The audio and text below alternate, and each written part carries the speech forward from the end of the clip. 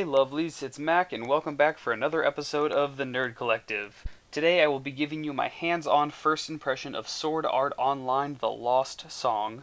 It's the third game in the series and the story takes place in the virtual land of ALO, and there are a few changes since the last installment, which are a much welcome sight.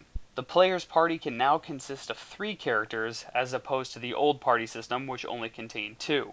Within the party, you can choose up to 18 iconic characters from ALO, SAO, and GGO.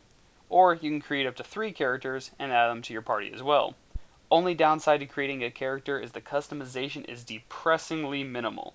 You choose from one of 9 races, but you're stuck as the gender they give you.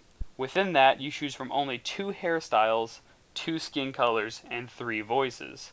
So no matter how you make yourself look, other AI running around the town will look exactly like you. You can also swap out Kirito in this game and play as absolutely any character you want. In The Lost Song, they seem to have put a little bit more focus on the multiplayer aspect compared to the last games, even though it's still honestly a letdown. The developer ArtDink added a few multiplayer modes, such as 4-player co-op boss battles, and 50 or 100 monster survival, 4v4 PvP, or up to a 16-player dungeon raid. Outside of that, the floors are open world and the characters are highly detailed, but it seems they didn't put much detail elsewhere.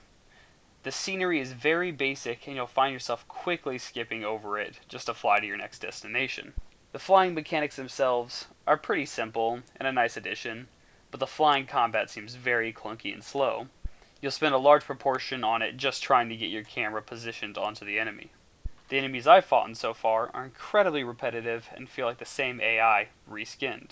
The redeeming side to this are the final floor bosses. They do have their own self-telegraphing moves, but the boss is enormous and very detailed, which is a welcome sight compared to the same enemies. The combat itself quickly shifts to button mashing and blocking obvious attacks, and ArtDink did add magic to this game, but your character's ability to use magic is limited to their race. So salamanders use fire and sylphs heal.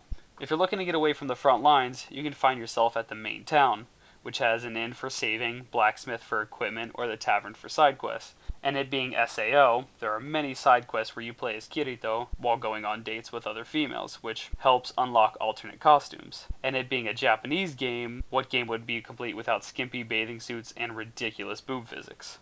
Overall, unless you're a hardcore SAO fan and enjoyed the previous installments, I would not recommend this game. There's supposed to be a patch down the line to increase character customization, but I don't believe that's enough to save this game.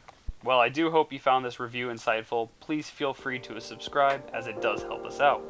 See you guys next time on another episode of the Nerd Collective.